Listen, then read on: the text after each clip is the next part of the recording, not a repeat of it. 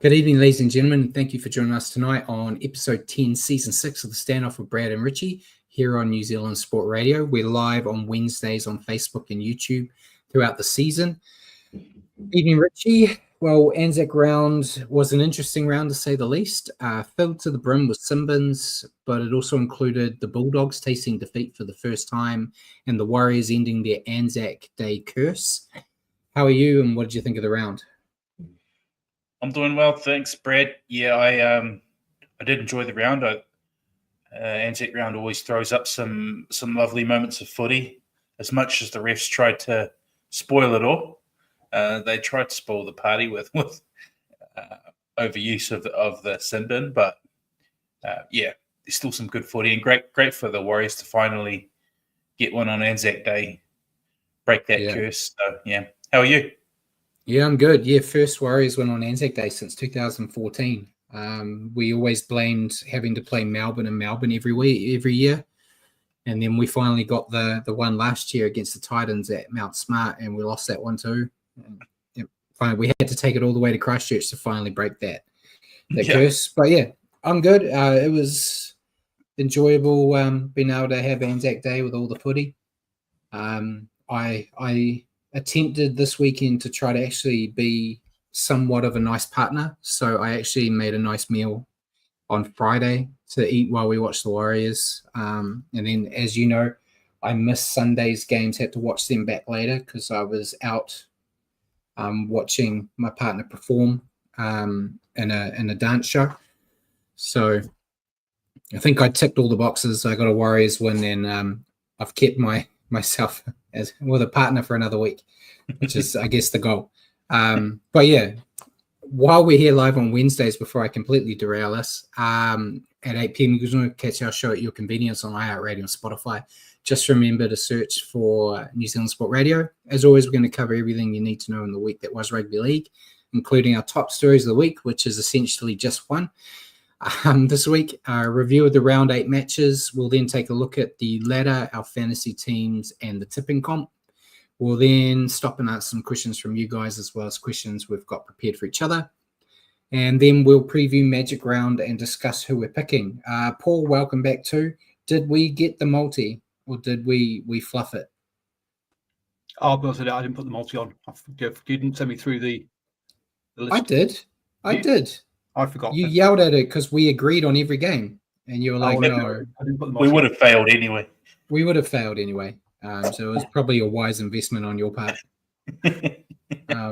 But yeah, so remember to send us comments and questions throughout the show, and we may as well jump straight into the top stories, or should I say story of the week. Simbins, mate. Yep. There were 18 over the weekend, and it's become quite the talking point. It's basically, as I said to you before we jumped on, I don't have a lot of news for you because this is all everyone was talking about. So coaches, fans, media, former players, you name it, they were giving their 2 cents, voicing their frustrations, mainly with the bunker aspect of it, where the bunker would come in and say 26 plays ago, so-and-so did this, send them to the bin. And yeah, basically just for pulling up very minimal high contact on several plays before the current time. Out of this 18 sin bins, only 6 resulted in further punishment or fines or bans, which showed how bad were they. Before I throw it to you, because I've got a lot of it here, I want to let you speak a little bit. I'll just talk about Andrew Johns. He spoke about the crackdown. I didn't put it in here, but apparently he walked out of commentary in the Tigers game because he was over it. He just left with like 20 to go. Mr. Cracker of an end. But yeah, he said, I don't know whose decision it is, but you need to come out and you need to say why we're doing it, and you need to show examples and show players what you want them to do with tackling techniques, because this is a farce. Before I go on to Andrew Abdo's responses, you're taking all the sin bins, mate. My biggest problem with it is what do you want with any rule? Consistency. We just don't get it. This week, 18, the weeks leading up to that, no way near. And I think they had a week where they missed a couple, and this feels like an overreaction to that, and they've gone the other way. It just doesn't seem to have any level of consistency. It's one week they're brutal on it, another week nothing, and then they go back to being heavy-handed on it again. It's all over the place. Is what I think a lot of people have an issue with. Yeah, and I know what he said. It's my conspiracy corner for the moment. He said like he wants the NRL to come out and show the players the tackle technique they want. I think the NRL don't want to do that, because if they show them a technique that ends up hurting the tackler, they'll open themselves up for further things. Like all of this is stemming from, they don't want to get sued later on. But so if you tell them this is the way you have to tackle and it ends up hurting players, they might go, oh, now we're in even more trouble. Andrew Abdo did come out to talk about it. I've got quite a lot here. So he said, first of all, there's been no crackdown or policy change. A couple of weeks ago, there was a round where the refs missed a few high tackles that should have been sin-binned, and we communicated through the clubs that that's not the standard. What we've seen now is perhaps a slow overreaction, which is unfortunate, and I get the frustration around the bunker intervening in play. That is certainly not something for us to want to see, and that is meant to be for serious acts of foul play or the howlers. We don't want to see the bunker intervening and stopping play unnecessarily. We want to see less of that and keep that for serious acts of foul play. He's now also confirmed that the bunker will only intervene to assist officials if the previous play was a significant case of foul play that the ref somehow missed. So that's, I don't think it's going to solve the problems, but at least it has me a bit confident that we're not going to see, 15 to 20 sin bins in Magic Round. And I think that was my frustration. I think I don't know if I said it to you in Ruin Hammer or in another group that I have that I talk to in league games, but watching the Warriors Knights game when the sin bins happened in the first 5 minutes, he said like the bunker had just sucked all the life out of the game, and it actually stopped me from enjoying the contest, even though it looked like we were on the way to getting a win. Once try started coming, that changed, but it was just it made it, no offense, Paul, but it made it like having to sit through a union game. It was horrible. And Paul actually asked, what is the definition of a serious act of foul play? Hitting people in the head is a serious act. Yeah, it is, but some of these, you couldn't even see contact with the head. It was very 50-50. No, but if he's saying like it was more, they can only come in for serious acts of foul play, and these should have been. I mean, that's the whole point of a hit in the head is a serious act of foul play. It's kind of my point is that he's saying that we don't want them coming in too much, but they can still come in on all these things because, hey, they were all officially serious acts of foul play. As far as the the podcast I put my inverted commas on, as far as the bunker were concerned. Yeah, that's Casey's fault. But yeah, and Jacko said, Tupanua's head to knee was the worst hit, and it wasn't a tackle. Yeah, that was with him and the ball in hand. But yeah, I think they need you. It's hard. I'd like to say you want it to be black and white, but then if it's black and white, people are going to complain as well. You're never going to find a solution that's going to make everyone happy. But I think if you at least have examples or some reasoning around it, you can quiet the noise, because I think that's the problem at the moment. Everyone's complaining because we have no idea what's going on. And the coaches and the players that were asked have said the same thing. So I think they need to come out and actually educate us. If they want this to be what we all accept, we need to actually know what we're accepting. You want anything else to add to it? I actually went through that a lot quicker than I thought. Yeah. It's not really, mate. It's just, it is a mess, and it's opened up the possibility of players really milking it. We saw Ronaldo Mulitalo trying to get out of his own goal with a really poor. He got a bounce, defender's hand bounce up off the ball and graze his face ever so lightly, and he acted like he'd been shot in the face. Yeah, that is a concern because they know the rest are looking for it. That was what I think pissed me off most in the Warriors Knights game, because the two that got sent to the bin, no one reacted to the contact at all. There was no milking, there was nothing. No one I'm not saying that writes it off, but we're gonna see the other way, that they might start milking. And I think and yet Jacko has said the only solution is the lower tackle target area, which means league will basically become a more physical version of tag touch, as offloads will rule supreme in 9% of the tackles. Yeah. That's right. It's okay if you've got a team that knows how to offload. Unfortunately, we follow a team that struggles defending offloads, mate. So that could be the end of us. Yeah. I honestly have no answer for it. I think everything should just be legal. Just go the other way. Turn it into a blood sport. Yeah. Make them all sign waivers the moment they want to be professionals, that they give over all rights for fair enough punishment down the line against the NRL. Just go bring shoulder charge back, bring everything back, mate. It's the only way. It will get rid of all the little players too. It will go back to having big boppers everywhere. Yeah. But before we move on, Fox did do a study. Hammer actually sent us some of the stats as well, but they did a study of high tackles this year and found that the Titans have made the most with 18, while the Warriors have had the least with 3. I saw in the social media post there was a lot of anti-Warrior speak in there saying that we're being protected by the refs. I don't know. I haven't noticed too many head highs in our games as we've seen there, or ones that you could even argue they got the benefit of the doubt. And Jago said waivers are very contestable in courts, though. That's true. The idea of them listening to my Bloodsport idea, we don't have to worry about waivers. It would never happen. They don't have the courage. Volandis will only do it if you hear that AFL's going to do it. Then he'll quickly do it. But that's it. And yeah, Jacko makes a good point too, actually saying Titans miss the most miss tackles often, yet most have head highs.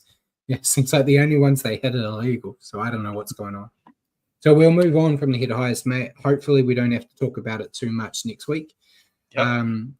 But the NRL has basically approved a revised Perth expansion bid to bring back the Bears. The ARLC has agreed in principle, but the clubs and the RLPA, the Rugby League Players Association, still need to sign off on the deal before it can be classed as official. Once everyone's all signed and given it the go-ahead, the team's meant to join the competition in 2027. So, it doesn't give them too much time to get up and running. Brad Arthur has confirmed interest in joining the new venture as head coach.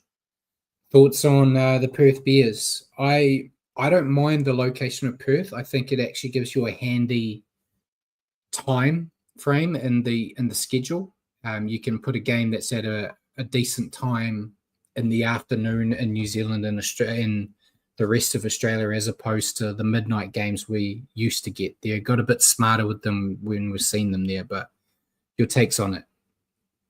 Yeah, I'm cool with it. Like you, the location's cool. Bit funny about the Bears. I just try and picture myself if the Warriors ever folded and then re-emerged in another location. I'd be pretty disappointed, but yeah, it's cool for the region to get some rugby league out those ways for sure. Yeah, and Simon has said he likes the team in Perth but hates the stupid name being named after a dead club in Sydney. And Keith Whitelock's here. Ian and Keith. He said he's a big fan of the Perth Bears. The Reds averaged 13,000 at a terrible oval, still got kicked out due to politics. Yeah, we'll see how it goes. I just want even amount of teams because I'm looking at a strictly selfish point of view from NRL fantasy, where I hate having to adjust for buys every bloody week. Not being able to load up on a team you like because you're worried about a buy. But and Jagger said from a wise point of view, he doesn't like the Perth team. It's a long 8-hour trip there. Yeah. Hopefully we don't have to play them. I was going to say hopefully we don't have to play them twice, but one of them, if we play twice, would be in Auckland. So yeah, be all right. It's just going to be from rugby union. The experience is that basically, it's long travel and teams, and there is a big home advantage for that team. So they'll find that they actually play well at home, but less so, I expect. And Simon said you won't keep it an even number of teams because then you add the team in Papua New Guinea. That'll take you back to 19.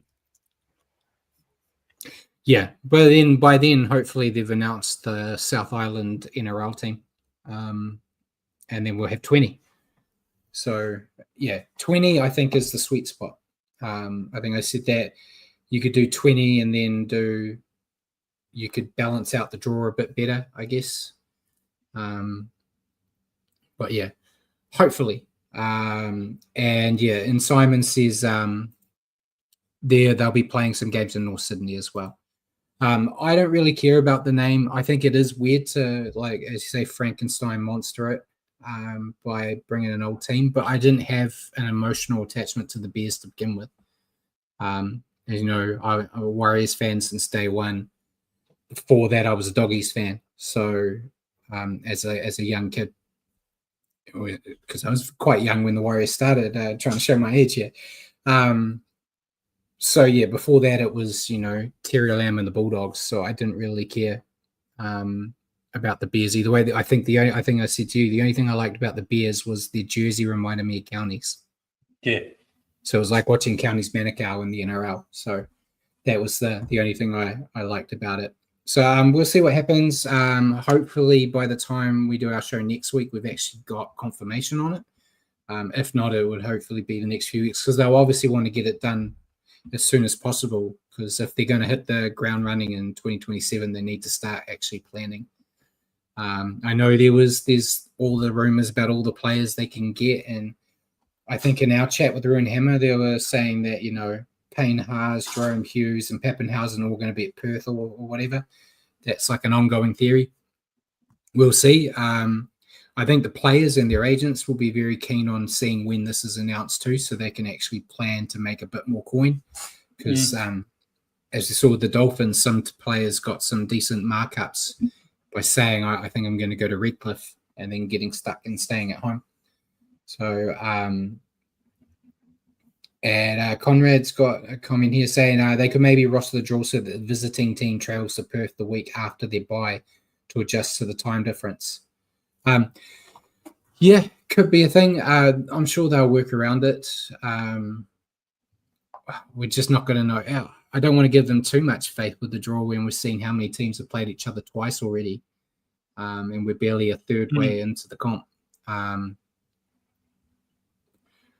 But we'll see. Anything else you want to add to it? Nope. Right. So we'll move. We haven't got too much more in the news. So Women's State of Origin kicks off tomorrow night at Suncorp. Forgot about. I still think it's crazy that they play Origin before they've even had their season. It's nuts. Yeah. Weird. But we'll see. Simon's also said from personal experience, a flight from Perth to Auckland.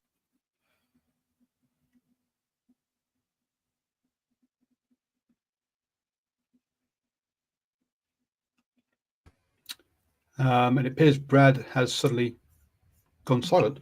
Yeah, I thought that was me. No, he wasn't even muted either. So I don't know if he's had a local thing. He's scrabbling around now, folks. Sorry for the technical issues. He looks very confused. No, can you hear me? Okay, yeah. It said my mic lost connection. At least I didn't lose internet. It was my beautiful mic.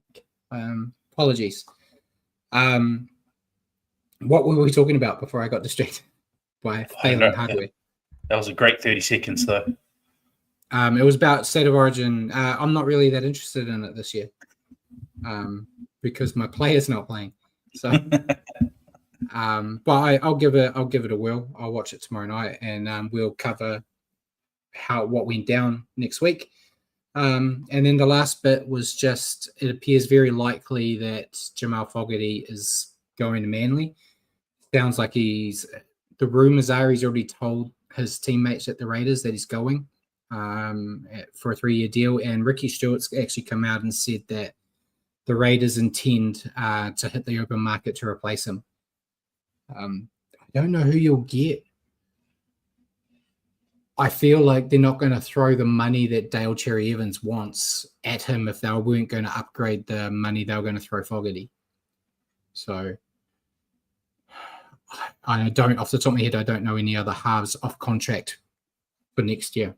I know there's all the talks about like Tamati or Tanner Boyd from the Warriors. Maybe they could, agitate for a release to go and actually get a starting gig in a first grade side. That could potentially be the option. Maybe. I think the Raiders would be in the market for someone a bit more a higher tier than that, you'd think, if they're looking to replace Fogarty. But who's out there, like you say? I don't know. Yeah, I think anyone... It's going to be hard. He's not the greatest player in the world, but it's going to be very hard to replace him. I would have thrown more money at him to make him stay if it was me. No, Conrad said he's Warriors forever, but he lives in Western Australia, same as Union. The Chiefs is his team. So he got great taste in both codes in your team supporting there. But he also supports the Force. That lets you down a little bit. Can't wait for the Western Australian team, though, who's going to coach them. No confirmation, but it sounds like Brad Arthur. And Jacko said Boyd would actually suit the Raiders. He's very much in the Fogarty mold. Yeah, I really rate Tanner Boyd. He was in my starting halves pairing before the season started. And if he hadn't been injured during the trials, I think I would have put him in there with Metcalf. Not going to change that now. I'm enjoying seeing what the Warriors are building with the halves pairing they got. So we'll see. That's it for the news, mate. We'll go to signings. I've only got one, and that we've talked about it the last few weeks, but the Warriors have officially announced the signing of English forward Morgan Gannon on a 3-year deal. I'm hoping that for once you have done some research. Did you look into this kid after we heard the news so you could talk about it today? Well, I didn't look into it any more than I had already had. We can't really change anything until we see him play for us, but I'm just hoping he turns out to be like an English forward that goes over and plays for Ricky Stewart, something like that. It's always great to see you giving your 100% for the show, mate. Thank you. I spent hours looking at footage of the young guy. I'm sure you did. Highlights are always really hard because in the name, they're highlights. They don't really show you the bad things. He looks very capable. From what I've read, the Pommy fans are really upset seeing him go and have basically said the sentiments that the Warriors have got themselves a good in. As Simon said, hopefully he doesn't get homesick. I feel like it's different, the UK to the Australian thing, because who wants to go back to the UK? Paul, you can attest to this. As bad as Auckland might be, it's still better than going back to the UK, where I can understand like if you stuck in Auckland in our horrible weather and you want to go back to Australia when it's actually nice. So it'd be good. And yeah, Jago said Gannon must be a very good player, as we've kind of got good back rowers. My concern is his concussion history, missing almost all of 2024. That is an issue, but if we, we just got to wait and see. He was coached by Richie Agar, who's in the Warriors coaching, so they know him. I'm sure, I'm confident. Connor says it's a big risk signing a young Pommy fella. Could have plucked the young back from reserves locally and give the boys a chance. They basically said he's their Dylan Walker replacement, and their young guys that would hit in that spot are already playing first grade. So I feel like you might see Bunty's off contract at the end of this year. I think essentially you'd say those young guns that are already in the 17 are going to stay. Bunty's spot there would probably go to this guy. And then you still got Dimitrik, Lecker, Laban. They're still going to be there playing. It's not like you're losing any of them. And Ciala said, Fonzie said Morgan Gannon might have a 30% chance to become the next Tohu. To be honest, I think we've already got the next Tohu running around, and that's Aaron. So, all right, I think it's a bit harsh on about saying, get a local guy from reserves. Like, he's played a decent level. He's a bit more. He's got experience. He's bringing a bit more experience and things to it than a guy from reserves. To be fair to him. Yeah, and Jacko said Bunty's a prop though, not a back rower, mate. We when it comes to those bench guys, we've got Freddie Lussick playing prop and reserve grade. Anyone can play anywhere. Yeah, I feel like Murata's going to move more to the middle. So I think you're going to look at Capewell, Lecker, Morgan. Dimitrik, I think, is going to cover more of the middle as well. So, and Conrad sees him last year before getting homesick for England or getting poached from a bigger team if he's got the goods. Typical Walsh scenario. Yeah, we'll wait and see. I'm hoping that players actually see the Warriors building something and we'll keep him. And Bjorn said working well for the Raiders getting these palms. Yeah, just get a bit of balance there. Bjorn coming in, liking the idea. Yeah. Yeah. If there's one thing I think about Super League players is if they're a forward, they actually survive more often than not. You get a couple of the backs, like Dom Young's doing all right. The halfback that was here for a little while with the Raiders, George Williams, I think was his name. Yep. He did all right, but mainly the big boppers that come over do better. Morley, the Burgesses, Edwards. Is it? Yeah, Gareth Edwards was his name, right? Yeah, Gareth Edwards. Yeah. Yeah. And the one that was with the Raiders that just left or just retired last year, that I can't remember the name. Elliot Whitehead. Yeah. At the end of the day, if you're big and you're strong and you're unstraight, there's not much more to it, right? Whereas in the backs, there's much more skill level and handling and stuff. Hence, therefore, I can say, look, if you've got a big body, of course you're going to come over and play. Okay, it's an easier transition than the skill level in the back. We're going off topic now because of you, Paul. There was a thing that popped up on my Talkie Text the other day. He was apparently a union player in New Zealand, and he was on some podcast and he talked about the best athletes in rugby and league and whatnot are the front rowers. They're the best because of all the hard work they have. It's very hard. He said basically he went back and started playing club rugby again, and he's 100 kilos and he can't concentrate when he gets a bit tired. He said these guys are doing it at a lot bigger. So none of that crap on here, Paul. The closer you are to the middle of the field in league, the better of a player you are. And look, best player running around at the moment, or two, Payne Haas and Terrell May. So yeah, but I say, shut up your face. Athletic skill, go for it. But if you haven't, I mean, you could take an American footballer as long as he's got the natural athletic skill, fine. But if you ask him to play in the backs, all the handling and all the kind of the fancy work, and he'd be lost.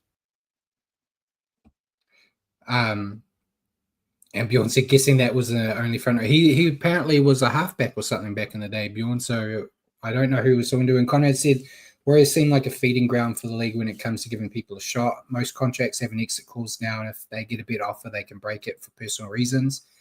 It's nothing you do but let them go and wish them well. How many times that is true? But he won't be able to do the personal reasons and then go to another team in the NRL. So, yeah, we'll see. And like I said, I think they'll enjoy living here more than up there. But time will tell. I'm hoping. I'm always the positive one when it comes to Warriors stuff. So I'm hoping for the best. We'll go to injuries, mate. There was quite a few, but I've only nailed down the biggest ones, really.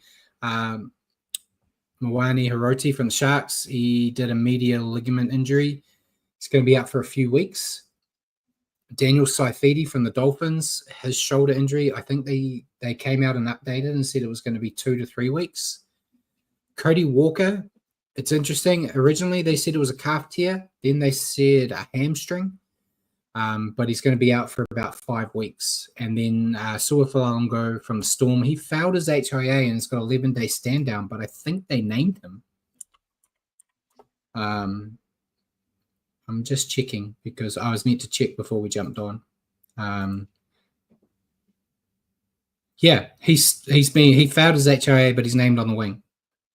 So, don't know. And Jacko said Cody Walker looks done to me. Yeah, he's not young anymore, and these injuries keep lingering around. So he's not young anymore. He's getting on a bit. I don't know what they're going to do because they got some okay younger guys, but it's a big hole to fill. But I think they're going to have to be looking at an exit plan for him at some point. If he pulls the trigger himself, or if they tap him on the shoulder and say, "Look, you're spending more time in rehab now than you are playing." I don't know. But yeah, it's a big loss for them, especially with a guy we're going to talk about soon, a Naughty Boy Corner, also missing a game this week, which I completely forgot when I was bloody picking. Shit. But we'll go to Naughty Boy Corner unless you want to add anything to the injuries, Matt. No, that's all right. Injury update on the Warriors, though. The Hyphen brothers are all 2 to 3 weeks away. I know there were people hoping they'll be back a week early, but they said James Fisher-Harris and Roger should be hopefully back in 2 weeks, and Dallin the third week after, if not all of them back in 3 weeks. So we might get a full-strength Warriors team in the next couple of weeks, which would be good to see. And Conrad says he's got to go. Yeah, cheers, mate. Cheers, this one will take forever. Naughty Boy Corner. Jimin Jolliffe from the Titans. He had a grade 2 careless high tackle. He's got a 2-match ban.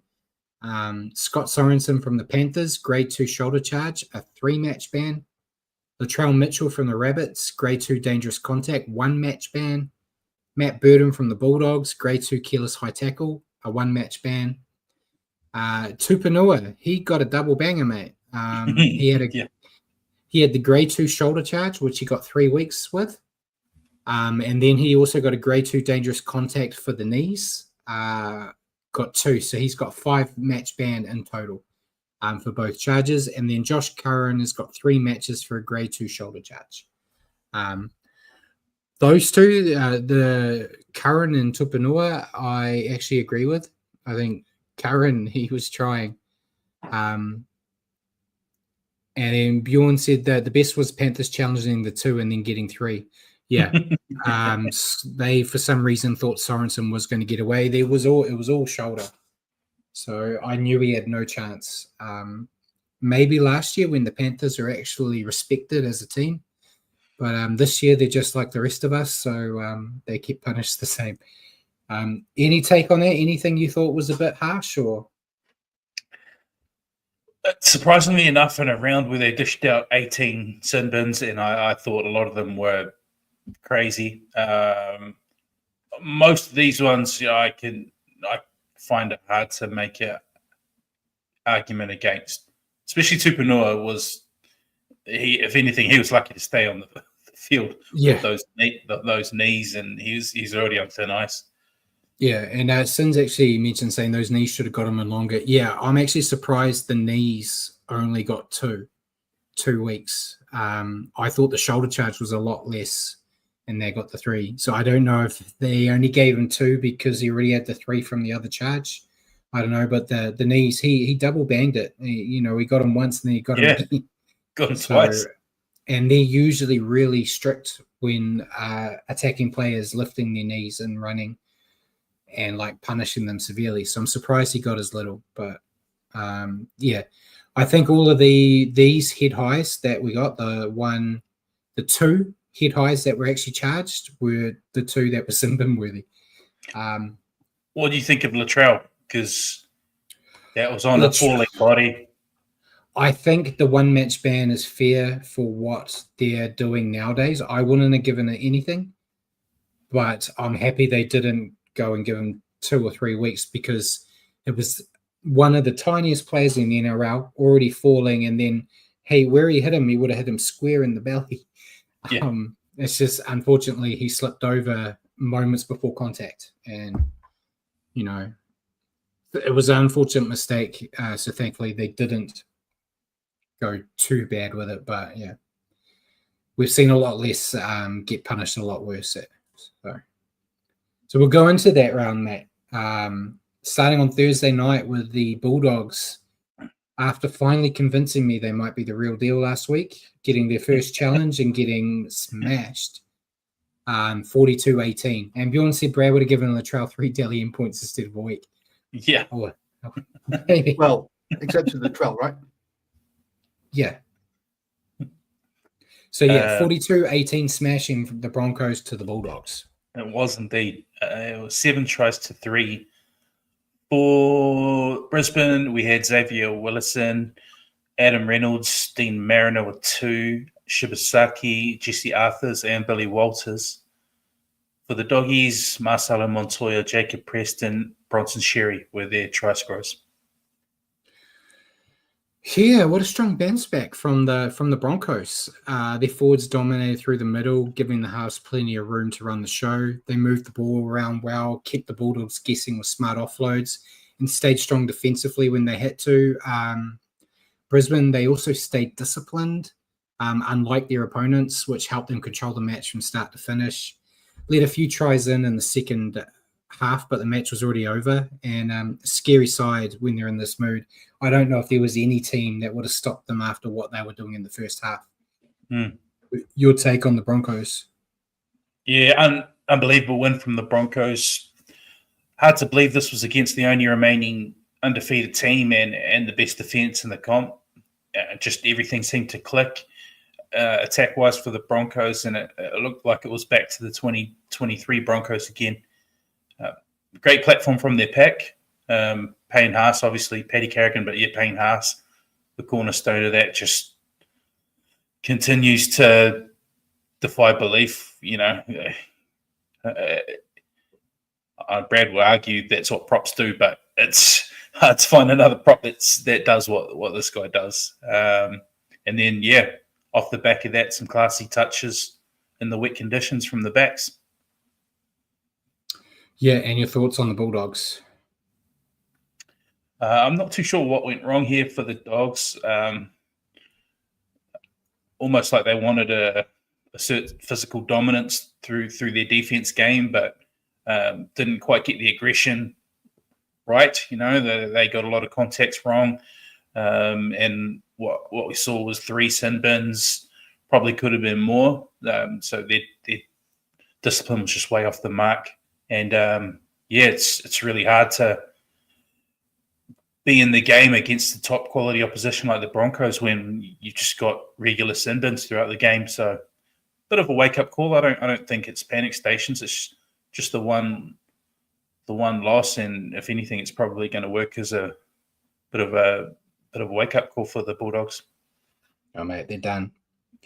It's over for the Doggies. They were their own worst enemy here. Their highly touted defense was soft, letting Brisbane break through way too easily up the middle and out wide. They dropped too much ball and made simple mistakes that gave the Broncos easy chances to score. In attack, they looked lost with the halves not doing enough to build pressure or control the game, essentially because their pack was bullied, so they had nothing to go with.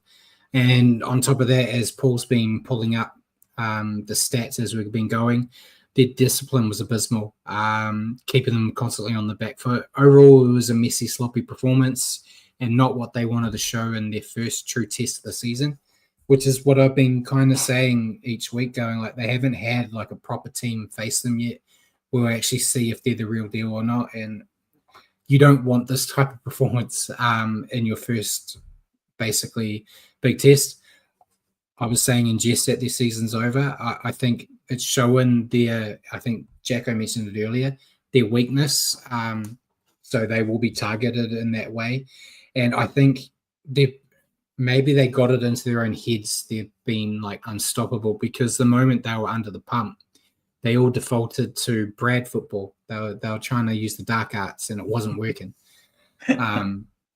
Which, and in adversity, you don't want a whole team resulting to that kind of thing. You need like 1 or 2 masters of the dark arts in your team. You don't want the whole pack trying to play dirty, because then you just unravel like they did here. Shocking performance. Expecting a big bounce back from them this week, though. Your player of the match? I actually went Adam Reynolds off the back of a great platform in the wet. He's just laid on some lovely tries. His kicking game was on with the short kicking game. Scored a nice try. Pulled up a bit lame with a sore shoulder after that, but he really pulled all the strings in this one. Going to start fighting right from the first game. Paul said Payne Haas top fantasy with a massive 97 off 65 minutes of play, which was the correct answer. I went with Payne Haas. He got 261 running meters, which I know you said I will say that's what props always do, but he is head and shoulders above everyone at the moment in terms of front rowers. So yeah, fantastic. And yeah, what he was doing up front allowed Reynolds to do all the easy stuff out the back. So yeah, I'm happy with both answers, to be honest. But yeah, I think Reynolds couldn't have done what he could do without Payne Haas, but then there's no point Payne Haas doing all that hard work up the front if the guys out back aren't finishing it. So it's a nice relationship. It's a team game. And since it had the Blancos not played the Warriors the previous week, they would have lost against the Poodles. I think the Warriors beating them like they did probably lit a fire under them. And they play better without Reece Walsh, who's having an absolute horror season to date. So there were a little less egos, I think, out there maybe. We'll move on to the first game on Anzac Day. Roosters defeating the Dragons 46-18. 7 tries to 2. We had Sandon Smith with 2, Mark Nawangani-Tuase, Blake Steep, James Tedesco with 2, and Hugo Savala for the Dragons, Sione Finau, Kyle Flanagan, Tyrell Sloan. Yeah, and Mark Roberts has said, speaking of fantasy, sorry for taking the win last week, Brad. You're lucky you didn't play me this week, mate. We'll talk about that at the end of the round. You don't have to mention every single comment I bring up on the screen. No, that was a personal attack, Paul. That was a personal attack. I'm easily baited. So, yeah, back to the game. Yeah, the Roosters, the attack looked sharp with good movement, ball movement, and smart kicking to finish sets. The edges took their chances well. In defense, they just communicated well and stayed connected and kept turning up for each other, which, you know, it's very basic and cliche, but you do that, you're generally going to stop a lot of points getting scored against you. They just made it real tough for the majority of the contest for the Dragons to build any pressure. Yeah, and the kicking game in turn from the Roosters kept the Dragons under the pump, and it was just a well-rounded team effort, I could say, showcasing their attack in ways. A guy I'll talk about a bit later kind of had his best game of his career here in Sandon Smith. Everything was going right for him. And Jagger said Dom Young on the outer maybe back to the Knights. I've heard that rumor too. I feel like it's the biggest mistake he did, leaving the Knights. But yeah. Very impressed by the Roosters here. But yeah, it's hard to. Sandon was a standout, and he even got the only Simbin in this game too. So he was trying to do everything. Your take on the Roosters? Yeah, it's a big Anzac Day performance from them. They've been so up and down so far this year, and a hard team to get a read on. But the classy version of the Roosters came out in this one. Some fantastic play from, as you pointed out, Brad, Sandon Smith, probably the best game of his NRL career so far. He was outstanding all night, as usual. Tedesco, he always has great moments. Just too much class on the night across the park from the Roosters. Just in a different zone in this one. I think I think Dragons are kind of like we were. Not enjoying Anzac Day clashes too much against the Roosters. So, yeah, it always seems to happen on Anzac Day for them that it doesn't matter which team is performing and which one's not. The Roosters always seem to come up for it. So, your take on the Dragons? Yeah, I've kind of already just alluded to it. They just not their night, and for whatever reason, Anzac Day kind of does that to them. But just a really off night for them in general. The defense really struggled to contain the Roosters' threats, and the score really got away from them. So Bit of a shame. I'm sure Brad doesn't really care too much. He would have loved it, but yeah. Yeah, it was glorious for me. Since he'd had Little recovered the interception, it probably would have been a different result.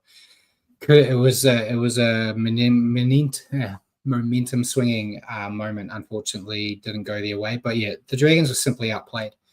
They couldn't handle the Roosters' attack, letting them break through on the edges and allowing easy offloads. Gave away too many penalties and errors as well, which just handed the Roosters even more opportunities.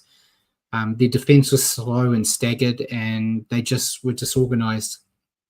Couldn't really flow with the ball in hand either, which didn't help them. And they essentially were relying on individual efforts to try to get them into the contest, which doesn't always work. Very messy performance from them and shows that there is a lot of work to do. But yeah, they're another team that really struggle on Anzac Day, like we usually do. So, but yeah, your player to stand out. Mark Roberts said Kalen needs to be dropped, needs to find form in reserve grade again. Yeah, he's really having a real bad season. A bit like it's horrible going to Origin, mate. Queensland, the top two fullbacks for them are both having horrible years. What if he ended up going the whole year playing like that, and then he did wind up being the rumoured big recruit for the Warriors? How would that sit with you? Oh, yeah, I don't know, mate. Paul said Sandon Smith top fantasy was 75. Yeah, that's who I went with my player to stand out. Yeah, I went with Sandon Smith as well. He got his double, kicked a lot of the goals, and got the sin bin. So he kind of ticked all my boxes. And Jacko mentioned Ponga's best game this year was for the Māori, which indicates he ain't a happy chappy at the moment. Before we move on, we're going to move on to that game now. The Warriors Knights Anzac Day. Before you run down, what is your take and all the noise about it at the moment? They do the anthems beforehand, and everyone noticed that Kalen Ponga sung the New Zealand anthem but didn't sing the Australian one as the Australian representative that plays for Queensland. I did not. Or did you? You didn't even notice it? I didn't even notice, mate. I clearly wasn't looking too hard at who was singing the anthem, but yeah, wow, that's interesting, hey? I don't normally notice it too much, but as you know her, my partner, she's very inquisitive when it comes to this sport that is more of an important thing in my life than her. So she asked a lot of questions, and she was asking why some players were singing the anthem, some weren't. I explained that not all of them are New Zealanders and not all of them are Australians, and then she asked about the Māori gentleman singing and for the Newcastle team. Is he not Australian? I said, well, technically he is. I don't know why he's singing it. It is weird. It is all the talk that he's very proud of being a New Zealander, but he wants to play Origin, so he will do what he has to. The basics. But yeah, it did make a lot of people say in media in Australia saying we can't pick him in Origin if he's sitting there singing the New Zealand anthem. So, I don't know. But yeah, back to the game. Warriors defeating the Knights 26-12. Yep, 5-2 for the Wars. Adam Pompey, Jackson Ford grabbing 2 in this milestone game. Wade Egan, Adam Pompey actually had 2 as well. For the Knights, James Schiller and Brody Jones. Poor James Schiller, I'm glad he got a try because he was having a shocker. The Warriors controlled the game with disciplined defense. They shut down the Knights' attack, which admittedly isn't saying much with how bad they've been. And they were forcing errors at key moments, as you mentioned. Schiller, it felt like every time the ball went his way, he found a way to drop it. The forwards really dominated up the middle. And they just created pressure. It wasn't the prettiest game. Wasn't the prettiest performance, but I felt I was very happy with the performance and the way they structured it. And we've seen, I talked about in my review this week, most of the games we've seen this year, even when the Warriors have won, there's been pockets where they've allowed the other team to get into the game again. So they might get out to a lead, or they might let them lead out early and then claw them back. We didn't see that from start to finish in this game, even when they scored their tries in the second half. It never felt like the Warriors are going to lose it. So, yeah, I still think they need a bit of creativity on attack, but I'm still putting it down that the Warriors' attack's going to find another level when Dallin's back. Not to mention when Roger returns as well, because Dallin is, our strike weapon when it comes to the Warriors, and the fact we haven't played with him yet. So many of your attacking plays always finish with him in the corner. So with him not there, I feel like when he returns, there will be more points on offer, which Bjorn's kind of said. Good win, but we just need more points when we have that much possession. I expect when we've got those wingers back, that's going to happen. That's my positive mindset. Might not happen, but that's what I see missing. Your top two try scorers from last year aren't playing at the moment. So, and Suyala said, I see the Waz team having a higher ceiling than in 2023 in both attack and defense. Yeah, I'm actually feeling a lot more confident about the team this year than I was last year or the year before. I feel like they've answered a lot, they've fixed a lot of the issues they had. Still a lot to work on, but you don't want to be the complete article once you've hit a third of the way into the comp. You want to be hitting your stride towards the end. So hopefully, but I've just taken over, mate. So what's your thoughts on the Warriors? Yeah, I thought it was a professional performance from the Warriors. That's probably how I'd put it. Certainly wasn't pretty, like you alluded to, Brad. Not the perfect performance, but one we were in control of, and just felt like we had control of the result from the start of the match all the way to the end, pretty much. Again, the foundation beautifully laid up front. Aaron Clark, Jackson Ford had a really good game in his milestone match, grabbed a couple tries. Mitch Barnett, I thought the pack did really well. And the spine controlled everything nicely off the back of that. And never looked like losing the game pretty much. So nice to see Egan's form. Big fan of how he's gone so far this year. And we just seem to be getting a nice roll up the middle in most of our games. And I really agree with, who was it that said it? Was it Bjorn? Yeah, it's just the icing on the cake. We've got a good foundation. It's just when you have a lot of ball, you probably wanted a bit more points. And a couple of our tries came off Chanel bombs, but I think that'll come. I think, like Ciala said too, the ceiling is high for this team. I think our defense is coming along nicely. Our attack probably still has a wee ways to go, but we're still winning the games. So it's positive. Yeah, I know. I feel like I'm going to sound like a dick saying it. In 2023, when they surprised everyone, we had one attacking play. It's just no one could stop it. So I'm hoping that, we might be struggling a bit, but we're still scoring points. It's not like we're winning, 6-0 or 6-4. Anything. They are scoring. They scored 5 tries here, which is nothing to sneeze at. So yeah, just keep building on it. But your take on the Knights? I don't know how long you want to go. Yeah, I don't think I need to go long to be fair, Brad. Another really poor effort from the Knights. They just look like they're playing as individuals and without any direction. I don't know what you put that down to, the players, the coaching, but yeah, it's just crazy to me to think a team with Ponga, Braden Best, Gagai, players with that kind of attacking class, and the team is attacking this poorly. It just doesn't add up to me. Something there's not quite right.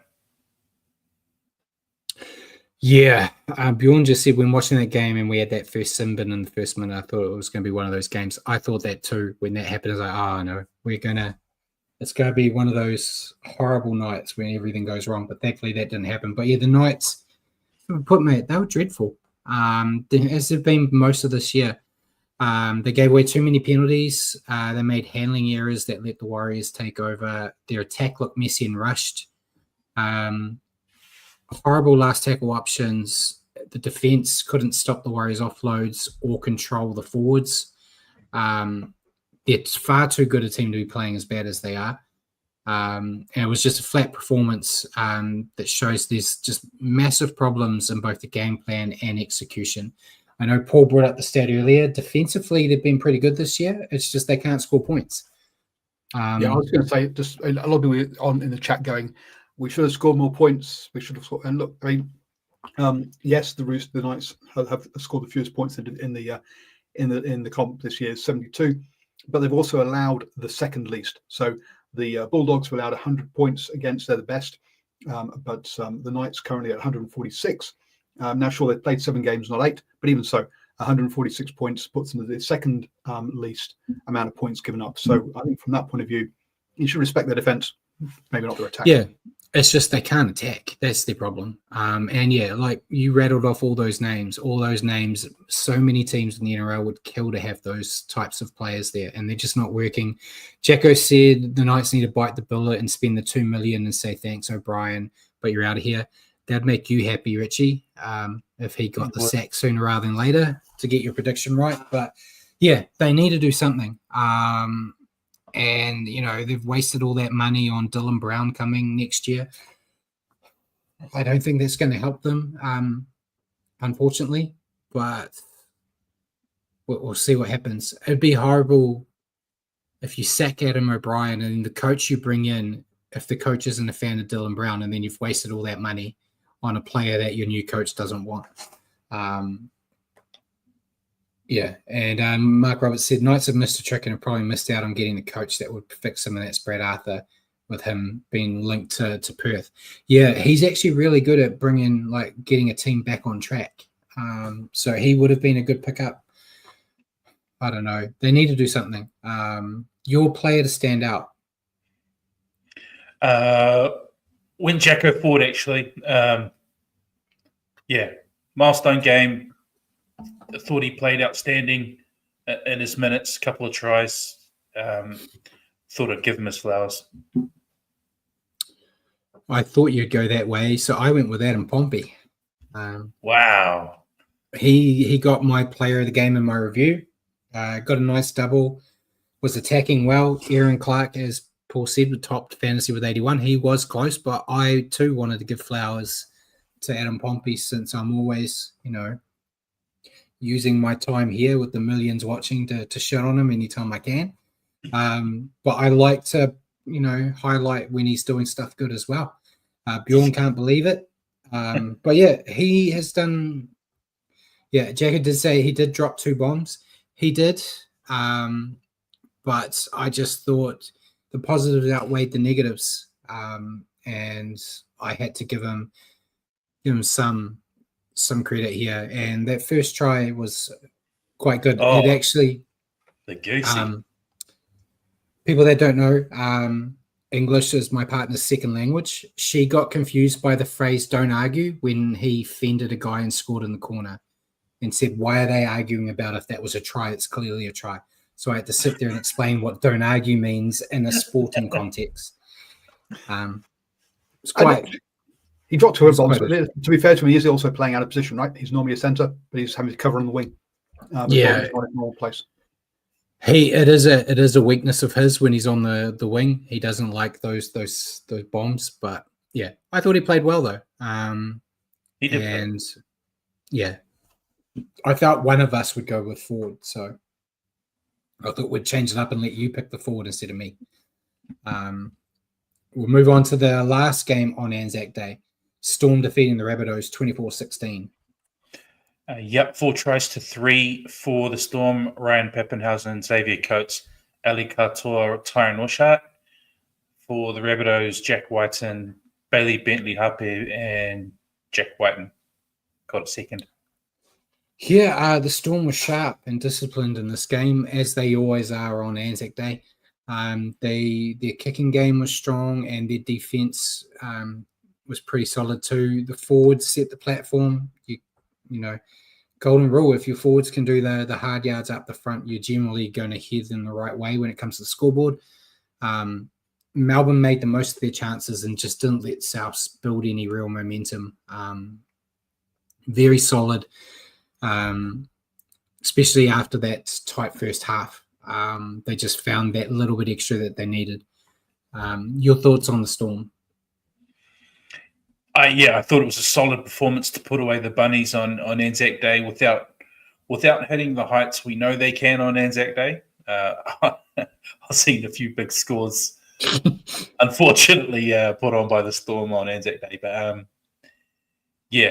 I think they'll take any sort of win after their loss against the Dolphins. That one really would have hurt their pride. But I think they did what they needed to do to get the result here. Yeah, and as Jacko said, the Storm are really missing Harry Grant at the moment. I think you can add a couple more tries to that score if Harry Grant was out there. But yeah, and your take on the Rabbits? To sum them up real quick, just lacking in accuracy in most of the areas you don't want to be lacking: handling, discipline, defense. They tried hard to stay in the fight, and as Paul rightly pointed out, 10-all at halftime.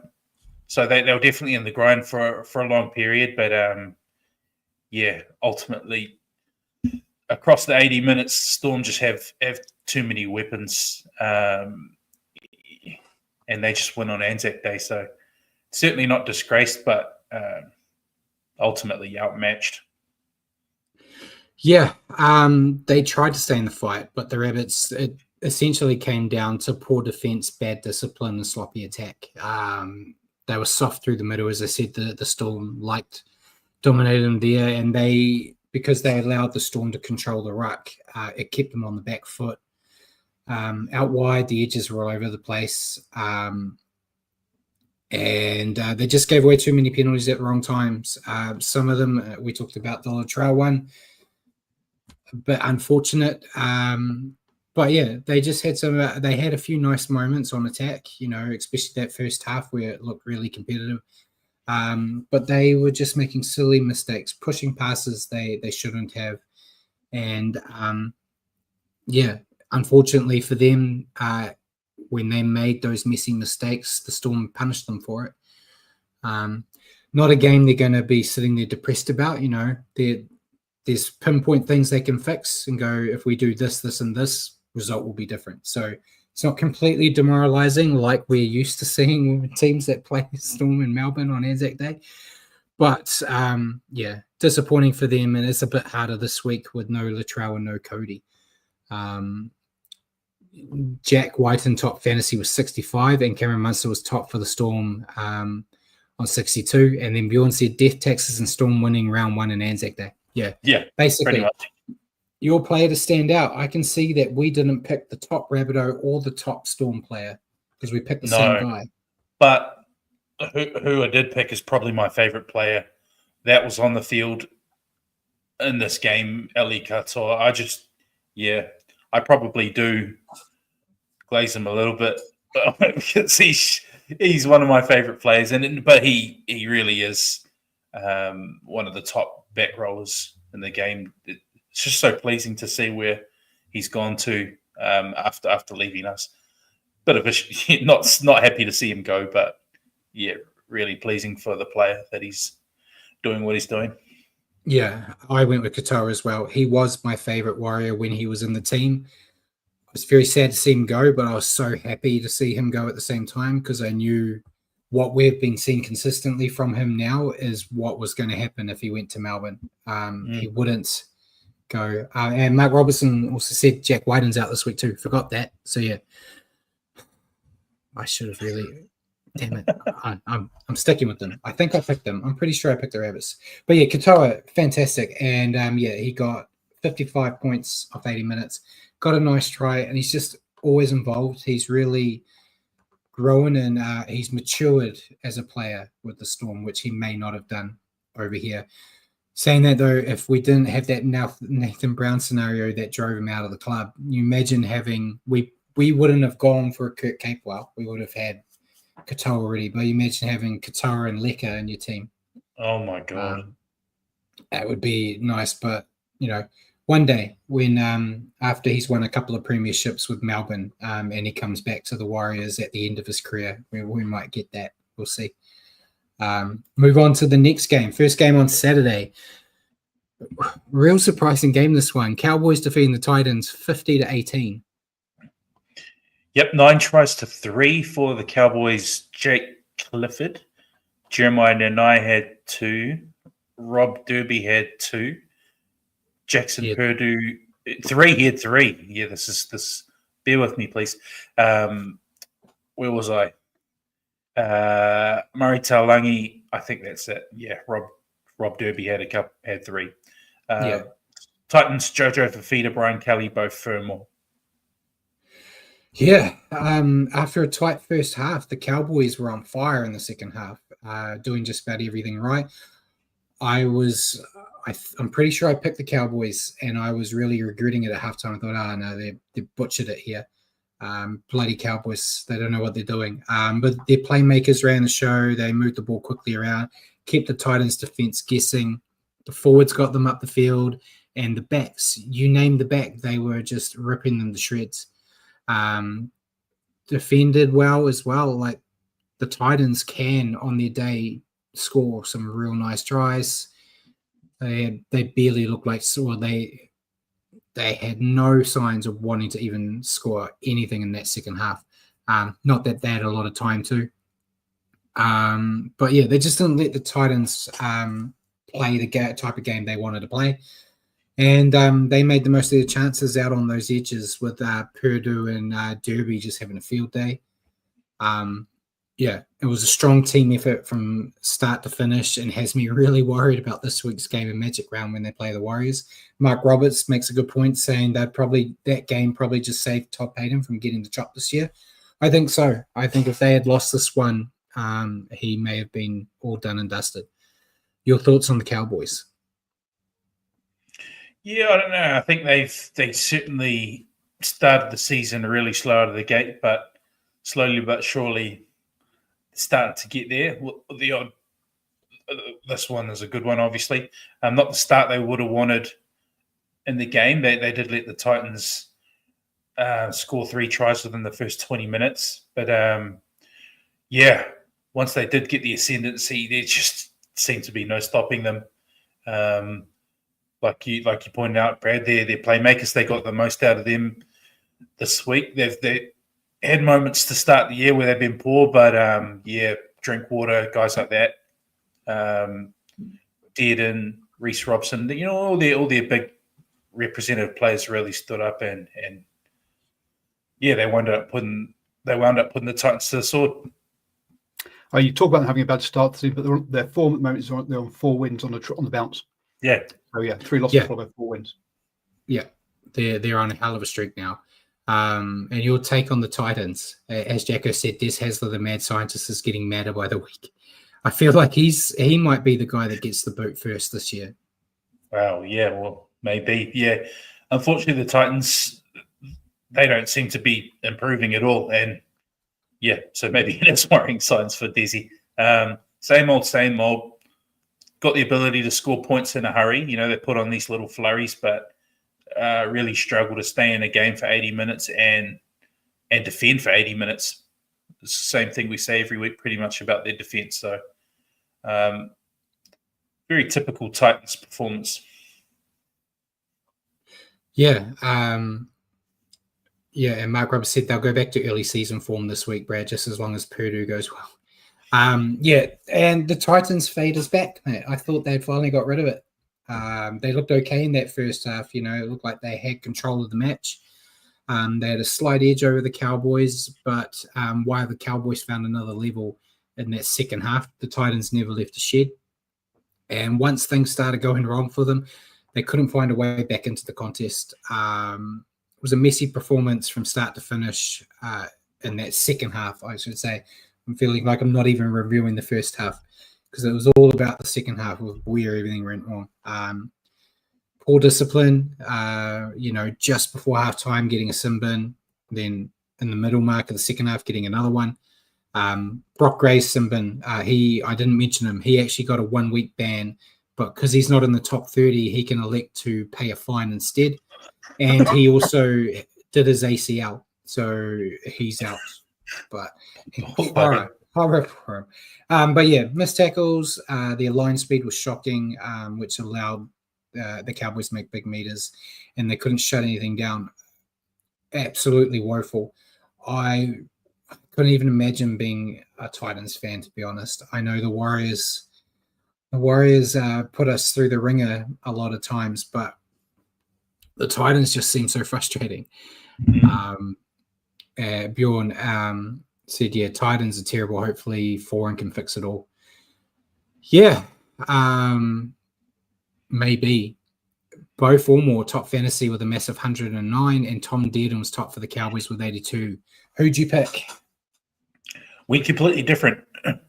When Jeremiah Nanai, he got a double, so double rule.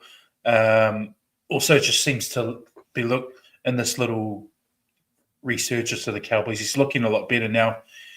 He did get dropped earlier. He did get dropped earlier in the season, and he's responded well to it, which is cool. What? Robert Derby, 3-5, hat trick rule. How can they go? What? It's the year of the double, Brad? No, Robert Derby, hat trick rule. He's who I picked. Paul got. We've been doing double rule the past few games because no one's been scoring triples, Matt. We finally got one. I had to go for it. Robert Derby. I was actually going to go between him and Jackson for this until Derby got the try in the last minute and ticked it. They've been on fire, ball in hand, and are the guys I've got earmarked that consume me this week. So hopefully they bring their worst to Magic Round to help us out. But Robert Derby, it was just a great game for him. He's been fairly quiet this year, but this one was just the game he got the time to run around and look really dangerous. We'll move to the next game. They got me all hyped up last week. I got excited, and now they're back to being shit again. The Seagulls defeating the Panthers 26-10. 4-2 for the Seagulls. Ruben Garrick, Tommy Talau, Haumole Olukwatu, and Tolu Kola. For the Panthers, Blaze Talangi and Isaac Tango. Seagulls, they were quite well-rounded in this game, and they had a game plan that they stuck to. Defensive structure was solid. They denied the Panthers any momentum with strong tackles, and they just really kept the Panthers under the pump. With the ball in hand, they executed the set plays well, often targeting the weak spots in the Panthers' defense, which seems crazy to say this year, but it's becoming a thing we're talking about every week now. The Panthers, they were patient. They didn't try to go too far. They just picked and chose their moments, gradually built pressure, and showed composure. It was just a great game from them there. They always look better when Tommy Turbo's there. But yeah, it was just a great game from them, especially when we've seen the decline of Manly, which we've been talking about on the show, going maybe the whole news about DCE leaving was affecting the whole team. Maybe they're going, it's fine now. We've got Fogarty coming in. We don't need you, Dallin. We'll just get what we can out of here now. But your take on Manly? Yeah, nice bounce back game from Manly. Started really well and kept the pressure on pretty much throughout. I was going to say it's a big scalp, but is it a big scalp now? I don't know. It's not this year anymore. Doesn't seem to be. But yeah, either way, big win and one that could really give Manly a shot of confidence they need, especially with Turbo back. Big difference he makes to this team. To be honest, I hate them, but it's more of a scalp to say you beat the Dragons than it is to say you beat the Panthers right now. Oh, hot take. Yeah. But yeah, your take on the Panthers. I just gave them that, sir. I would have thought this would be an upset result, but seeing the Panthers lose like this is becoming less and less of a shock this year. More of the same issues dogging them all year. Seeing it's tough because they've got so many young, unestablished players in their 17 now. When you look across their backline, and particularly Casey McLean's and guys like that, going to be great players, but just not quite ready probably for what the Panthers standards are over the past half decade. So I guess it's a sign of the salary cap doing its job well, that the Panthers are in the predicament they're in. Yeah, well, they talked, and we've talked at length about the pathways they have, and that there's always players, but the pathways are dried up because they're not getting all those young players anymore. You think of the young players in their team, most of them are coming from outside of the club now. You know, Blaise Tanglangi they brought in. They got Sao Papali'i. I'm not saying it's over. I think they should hopefully still get some more players coming through, but just wasn't it? Mark Roberts said, just shows the main player in the Panthers wasn't any of the spine, it was the fish. Shows the massive impact he's made there and how he's done with us. Yeah, I think that's actually pretty much on the market, on the money. His career with the Panthers, he basically played every game. I think he had injuries like once or twice where he missed like 1 or 2 games in a season. So when those guys are in and out of Origin and stuff, he was a constant there. So I think they are missing him and what he brought in terms of leadership in the middle. But yeah, the Panthers are rubbish again. I've put in my notes here after a brief return to the old days last week. Their attack was all over the place with too many mistakes and poor decisions. The old tricks that Cleary would do to help the Panthers, build pressure just aren't working anymore. Just poor decision making. They just couldn't take advantage of the chances they were given. Defensively, they just couldn't stop Manly on the edge, giving up easy tries. You mentioned already, poor old Casey McLean had probably the worst game I've ever seen from a poor young player. He was just, anything he had went horribly wrong. Made me real feel for him because he's a hell of a player and a Kiwi to boot. But yeah, nothing was going right for the Panthers. They also were ill-disciplined, which that's kind of been one of their things in their great run. They were a bit sneaky, holding down players too long and that, but defensively, they could do that and add extra pressure on them by giving away 6 agains because they knew players wouldn't score on them. That doesn't happen anymore. So they're still trying that trick and don't have the defense to back it up. And yeah, it's a troublesome performance. They're a shell of their former selves, and there's no apparent solution to dig them out of the hole. I know Ivan came out and said he's not even concerned about ladder at the moment. It's very early in the year. He needs to be. I feel like this first couple of months of the season, if that's not a wake-up call that they need to do something, I don't know what is. You can't take away what they've done, the past, 4 or 5 seasons, but they come at last. Yeah, the drop off. You would expect. I expected we talked about it. I didn't even have them in my grand final prediction. I expected them to drop off. I didn't expect them to be the worst team in the competition, points wise. I'd still say they're better than the Eels, but there is a discussion that they're in the bottom 3 teams of the comp, which you shouldn't have just 1 year after winning your 4th grand final in a row.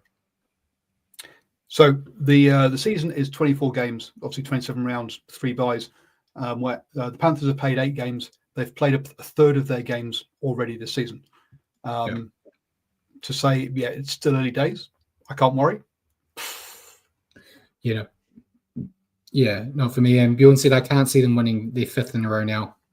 I didn't. I picked Melbourne in our preseasons. I expected them to go all the way.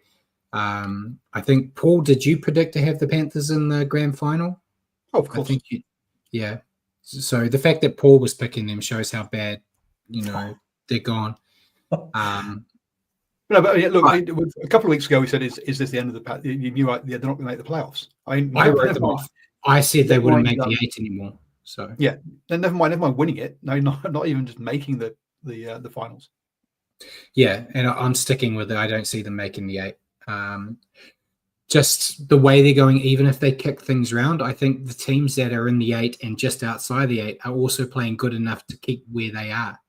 So I feel like even if the Panthers do go on a run, there's going to be teams that have done the hard work at the beginning of the year to keep them, out the back of the pack. We'll see. I'll probably death row them and they're going to end up top 4, which they'll go on an undefeated streak from now or some rubbish. But I just don't see it happening. Your player to stand out, I think we've gone with the fantasy leader, haven't we? Big Ola? Yeah. Yeah, superb, mate. He had a bit of a down game last week, but he doesn't have many of those. He's back to his damaging best on the weekend. Yeah, I went with him too. He's just such a dangerous player with ball in hand. And you don't want to be hit by him defensively either. So, great game from him. And we'll move on to the first game on Sunday. Raiders defeating the Dolphins 40-28. 7 tries to 5 for the Raiders. We had Tamale, Weeks, Zach Hosking, Ethan Strange, Matty Nicholson, Seb Chris, and Jamal Fogarty. For the Dolphins, we had the Hammer, Herbie Farnworth, Daniel Saifiti, Jermaine Isako, and Jake Avarillo. Yeah, the Raiders were under the pump after a less than stellar first half, but like the Cowboys that we talked about earlier, they must have got a heck of a halftime chat from Sticky, and they flipped the momentum. The forwards came to play. They really made it a bugbear of theirs that they had to, grab the game by the scruff of the neck. And they just let the backs get to work. They took advantage of the Dolphins' weak defense with quick play the balls and smart offloads, which just kept the pressure on. The Raiders' playmakers were key to the attack, which feels horrible to say since the guy that was at the front of it ain't going to be a Raider anymore in a couple of months. But yeah, and they just found the edge runners plenty of space to score. Great team effort, full of heart. This Raiders team is a tough outfit. I know everyone kind of rolled their eyes, when the Warriors lost them in Vegas, but now it doesn't look so bad losing to the Raiders because they're doing really well. But yeah, and Paul's got the stat. It was 30-0 in the second half to the Raiders, which was crazy. But yeah, hell of an outfit. I've said it many times on the show. I would take 17 players full of heart over 17 players full of talent. And that's what some of these old coaches seem to be able to pull the best out of their players when the going gets tough. So, nothing but respect to the Raiders here. Impressive display. It was going off. I watched these games late, mate, as you know, with watching the little ballerina dances and all that rubbish, and I'm getting buzzes in my pocket from Raiders fans I know and from you guys, and they're talking about this game, but what the Raiders had done. And it was like, gonna look forward to watching this when I get home. But yeah, very impressed. Your thoughts on the Raiders? Yeah, it's like the Raiders have found a new alter ego. We grew used to the Raiders fade. Yeah, we got used to the Raiders fade. Yeah, we got used to that a couple of years back. But this Raiders team's comfortable chasing teams down. They don't seem to have any issues doing so. It's a couple times now this year they've gone down by a few and then stormed back. Their pack's one of the best forward packs in the comp. They have lots of young and up and coming talent out the back as well. The future's looking bright. I don't think a couple of big wins this year. I don't think it's a flash in the pan. I think they're looking like a good, solid top 8 team this year. Yeah, and Simon said it's called fading in now. So yeah, they flipped it. They flipped their weakness and made it a positive. Your take on the Dolphins? Yeah, it was an unreal start, but yeah, for whatever reason, it just didn't come out after halftime. And yeah, in the end, they choked this game big time. You should never be losing from a 28-10 position at halftime. They still look to have lots of class and plenty of points in them, and they will put plenty of teams away this year. But yeah, I don't know what it was, whether it was complacency, but they let the 2 points slip in this one. Yeah, they looked like they were cruising to a comfortable win in the first half, but it just all fell apart in the second, with the team looking like the Dolphins of the earlier rounds when we were talking about the Bennett curse. And then we thought they'd finally got rid of it, but no, it creeped back in. They just let in too many tries in that second half, which, no shit, Sherlock, with all those tries. But yeah, I think their discipline didn't help them too. It felt like it was everything. I said it with the Panthers as well. Everything that could go wrong did go wrong for them. And they just couldn't get into a rhythm in that second half to try to get back into the contest. Overall, they just couldn't keep up with the Raiders' energy, and it cost them. This could be, it's a cliche I said almost every second game last year, this could be the game that they regret letting slip when it comes to finals time later on. And Mark Roberts also said, how short of odds will it be that sticky searches for a Super League half to add to the English Raiders to replace the fog? Potentially, that we didn't talk about that earlier when we were saying what halves are out there. We didn't think of Super League. The best half up there is Lewis Dodd, who came down and is playing reserve grade for the Rabbits. But there are a couple up there he could look at, I guess. Adam Kieran's been going all right, but he's a bit more of a hybrid half centre up there. So I don't know. Jamal Fogarty, I think Paul said top fantasy. Who'd you go with? He would have been a good pick, but I actually went with young Savalio Tamale on the wing. Hot tamale. Hot tamale. Wow. Plays like one. He's love the action he produces. A lot of strong runs, tackle breaks. He looks the goods. Yeah, I went with Fogarty. I was watching it when I had the benefit of hindsight, knowing that they powered off. But just watching him lead them around, I was like, the money Manly are offering this kid isn't that much. I'm sure the Raiders could pay him more to get him to stay. It's like, that's all I was thinking about. Like, they've got to keep him. He's just so integral to their attack. But say la vie. There was notes, apparently he spoke with Bloke in a bar and he said that his agent tried to get the Raiders on board earlier in the season because there was a 1-year deal activated that they could have activated to keep him for another year. Yeah. Apparently the Raiders were more interested in negotiating instead of keeping the 1-year deal. And so, I don't know what's going on there. But, well done to the Raiders. Well-deserved win. Moving on to the final game. Tigers defeating the Sharks 20-18. Yeah, great game. 3 tries apiece for the Tigers. Samuela Fainu, Sunia Taruva, and Talon De Silva. For the Sharks, Ronaldo Mulitalo, Will Kennedy, and Billy Burns. Just the kicking, obviously, the difference. Yeah.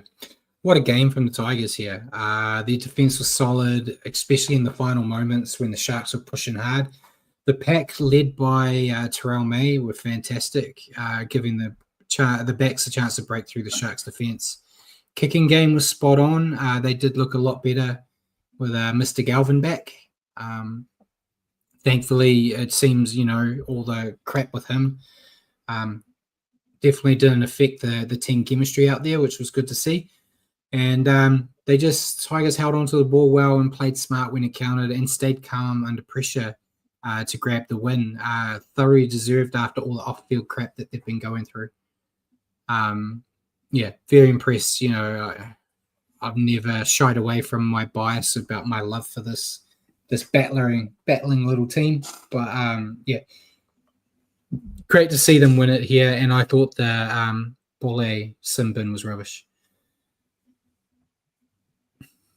Can I come in with? I'm going to come in with some spicy data for you on this one, because Richie went in there with the saying that kicking was the difference. I don't argue discipline was, actually, because if you look at the Sharks, they hit all their conversions. Sure, they missed some 1-point field goals and 2 points, but at the end of the day, it was those 2 penalties because Adam also managed. He missed a conversion, but he got those 2 penalties, and penalties were on this one was 7-10. And I think that perhaps was was your difference, rather than necessarily sort of people taking risky drop goals. Yeah, quite right. And it was actually a penalty goal that won them the game. Yeah. Kicking had a part in it, though. If that was the Warriors, we're not guaranteed to get those penalty kicks all the time. So kicking helps. But your take on the Tigers? Yeah, but I'm saying he missed a conversion, so he didn't. So he wasn't perfect from the bit by any stretch. Yeah. No, definitely not. But you're quite right. The discipline was what was the difference in the end, and the extra penalty goal. But unbelievable game that really came to life in the second half and into Golden Point. Thought the Tigers played really well to get the early edge over the Sharks. They did allow them to come back into the game, but I just love the desperation from the Tigers. Not exactly a hallmark of them over the past few years, but when the game was going down to the wire, we saw a lot of big plays and field goal charge downs that really kept them in it. What a fitting way, I guess, for this round to conclude, and with a game being decided by a head-high tackle. And your thoughts on the Sharks?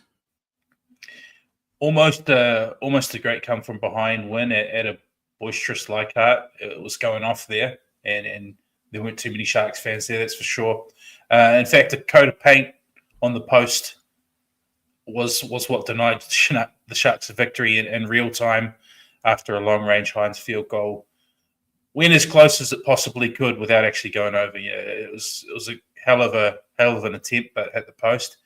They'll just need to work on their composure when the games are in the balance like that, or they won't last long come September.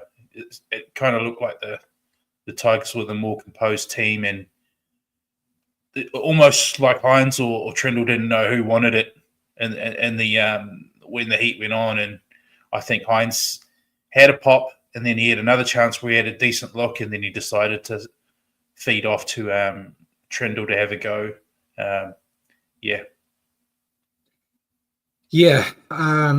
Sharks lost here essentially because they couldn't keep their cool, like you and Paul already mentioned. They just gave away too many penalties, which let the Tigers get easy field position, and the Tigers weren't afraid to nail those opportunities when they got one that they could kick between the posts. The attack was messy, with some bad decisions, especially near the end when they had the chance to win. I'm not going to throw too much shade at Nico for the field goals. It happens. But the defense was weak. They allowed some soft tries, and despite doing well to force it into Golden Point, they just couldn't finish strongly, and that's what cost them. Like the last one, it could be a game that bites them in the end. Just going back to the Tigers, I think Checo said he's happy for Benji after a couple of weeks from hell. Yeah, I think this was another game. Benji ain't the best coach out there. He's inexperienced, but this team is definitely fighting for each other and for him, which is what you want to see. They had every opportunity to just drop their heads and go, oh, we lost this one, boys. Let's just focus on next week. But no, they didn't want to give it quit. Terrell May, top fantasy with a massive 104 off 84 minutes. Who'd you pick? You just had to go with him after that. 84 minutes in the front row. That's a massive effort enough as it is. But then you throw his stat line in there as well. It's absolutely crazy. The number of runs, tackle breaks, post-contact meters, offloads, he's pretty much a prop stream, right, Brad? Yeah. He is, Payne Haas is still the best prop in the comp. Terrell May is just nipping at his heels. I still don't get why the Roosters let this kid go. And I think what they did to him is probably a big reason behind how well he's playing. He's playing with a chip on his shoulder because the Roosters effectively said he's not a player that they saw as someone that was a Rooster. And so he went to the Tigers like, I'm going to build a pack around me, and he hasn't put a foot wrong since he's joined the Tigers. We were talking last year about, it's such a shame the Tigers losing Stefano. You wouldn't want Stefano back even if he was willing to pay to play for them if it meant you lost Terrell May. They won that so well. They lost Stefano, who was their best prop. Got a guy that's playing way better than him. We haven't even talked about Stefano at the Storm this year.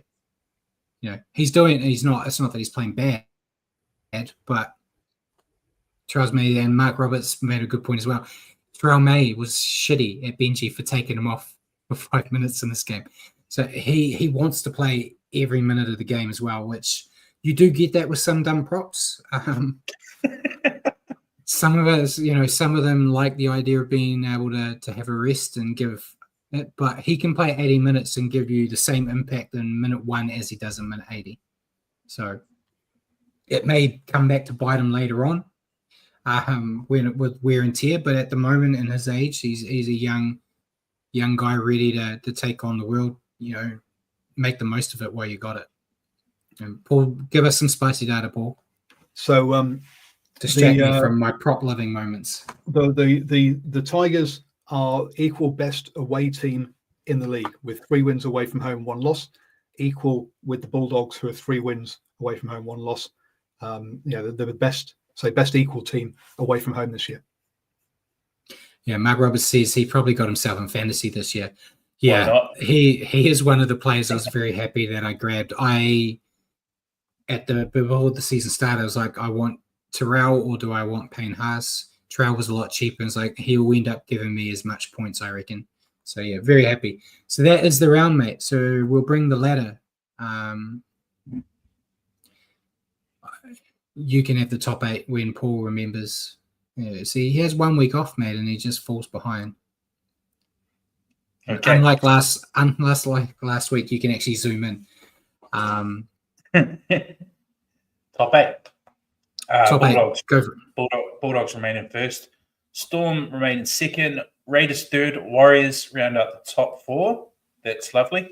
Broncos in 5th. Cowboys 6th. Sharks 7th. And Manly Sea Eagles coming in at 8th. Yep, and then the rest of them, West Tigers, they're back, baby. They're in 9th. They moved up to 9th. Dragons moved down to 10th. Rabbits moved down to 11th. Dolphins moved down to 12th. Roosters have moved up to 13th. Titans moved down to 14.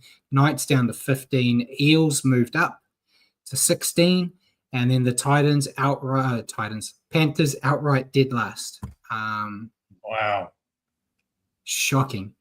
This is not the ladder I would have predicted. So very happy to see the Warriors where they are. Very surprised to see the Bulldogs and Raiders where they are. Really surprised to see the Panthers where they are. But yeah, hopefully it stays that way. I'm hoping the Warriors can keep hold of that top 4 spot. So move into fantasy. Don't mind talking about it this week, mate. So you got a 744. You were 147, 102nd in the round. Yeah, thanks for that. Great effort by you, mate. And I ended up on 1,056 and finished 4,697th for the round. Thanks in part to Terrell May and Beau Fulmore, who both hit triple digits without being a captain. But yeah, very happy. hopefully I get another good round, but yeah, we won't talk about it too much. We'll go on to the tipping comp. You will be happy to see that jokers do actually work now. Thanks to him for helping me figure it out. And we had our first people use their jokers. So ACT Hellcat still number 1, Michael Pazzuto is number 2, MBS Sports Fan 3, the Urk 4. That's a hell of a run. The Urk was down with us last week. Then got 10 points with the Joker, and then the boy from SMB is 5th. Bjorn is 6th. Harry Poppins 7th. Simon's 8th. Your boy's 9. Hammer is 10th. I'm 11th. Your 12th. Roscoe's dead last. So yeah, first use of the Jokers, mate, and it's come to bite us there, but it's still close. We're still not that far away. Oh, it's good to see the three podcasters are in the bottom 4. Yeah, that's what we do. Hey, what better round than Magic Round to pull out a magic trick and use a Joker? Full disclosure, I haven't used a Joker, but I might change it. I might throw it in there. Not if you're going to pick the bunnies. Yeah, I have to. Hold on, I'm looking. I did. The bunnies are playing the Knights. Oh, yeah, okay. Yeah. So that is it for the tips. We'll go into questions before we get into Magic Round. I saw Paul's been stirring up a storm in the background, so there's a lot of questions. There's a couple of start, and I've got a couple for you as well. But so we'll hit a theme though to start off with. Was this a Knights or a Warriors home game? This was a Warriors home game that was taken down to Christchurch. And Bjorn says, do you know why they took this game down to Christchurch? It's a deal they have. So their plan at the moment is they try to have one home game somewhere else in New Zealand. They had 2023. It was in Wellington. The last time I got to go to a game. Oh no, not the last time. We went to Napier after that, didn't we? Yeah, they did too. That yeah. The Napier one was a Broncos home game though.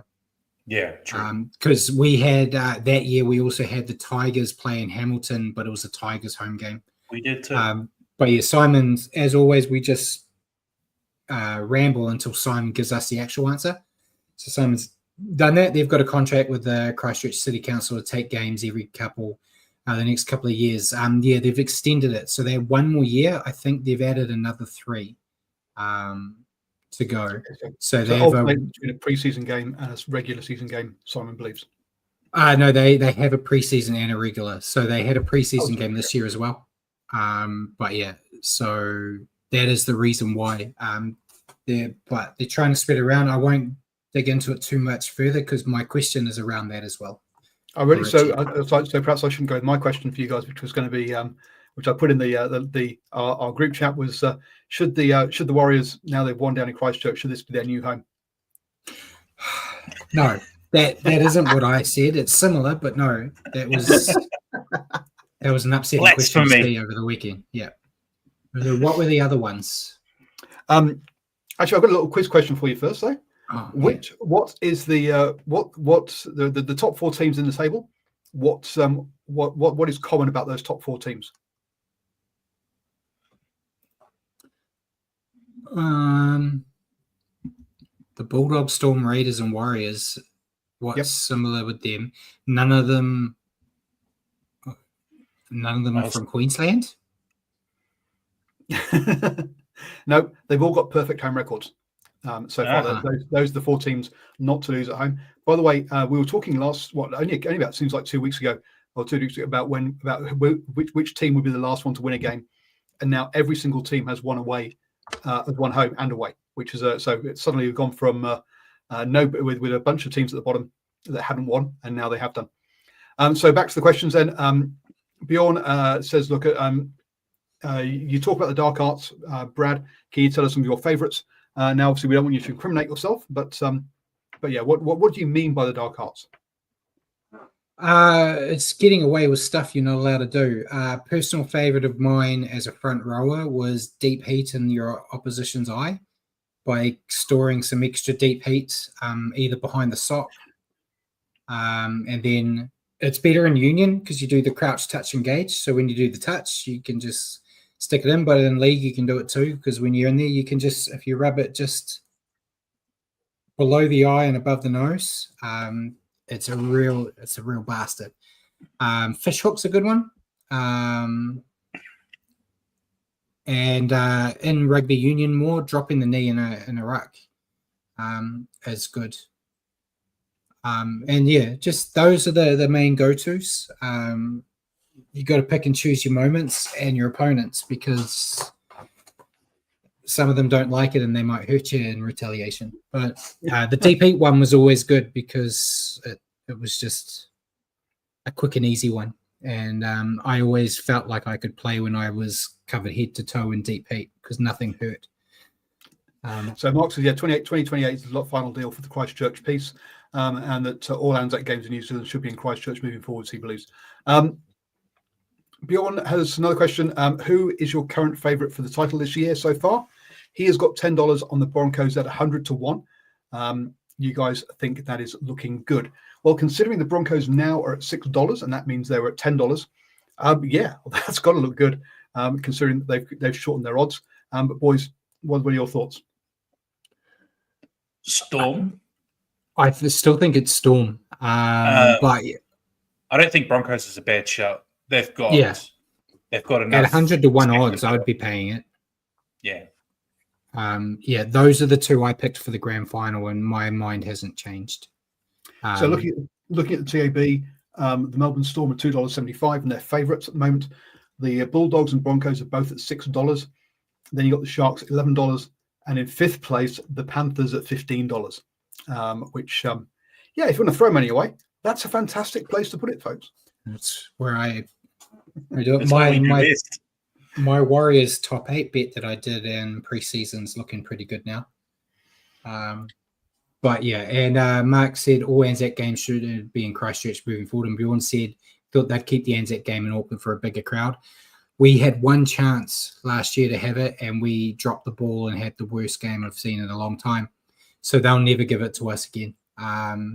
If we're going to win every Anzac game, if they play it in Christchurch, do it. I'm all for it. Just so you know, now the Warriors are at $1.60 to make the top 8. Nice. TAB. I think when I did it, they were paying like $4. Back when they were being talked about it being spooners. And finally, your thoughts on Egan making it to play Origin? Selfishly, I hope not. I think he's right up there with the other candidates for New South Wales hooker, but I think they'll probably go with what they know. Reece Robson. Maybe Uppy if he's... You got Uppy, Robson, and there's another one that I can't think of right now. Damien Cook. He's not. No, this year, surely. Way a little bit past it. The biggest knocker on Egan was his injuries and head knocks. He hasn't had one this year, so if there's any time for him to make it, it's this year. I'd love to see. The Warriors had one player last year, right? We had Mitch Barnett. We had Mitch Barnett for New South Wales and Kurt Capewell for Queensland. I had 2. Okay. Yeah. Selfishly, I wouldn't want it to happen, but if he ends up going to Origin, we get to see Sam Healy finally, which would be good. So I think he could be a smoky, but I think they're going to stick with the status quo. So before we go on to your own questions then, one last one from me, quiz question. Kalen Ponga, obviously, so born in Australia, came back to New Zealand. He was the under-13 national champion, New Zealand champion for a sport. Can you name that sport? He was the under-13 national champion. Individual sport? It is an individual sport, yes. Ooh.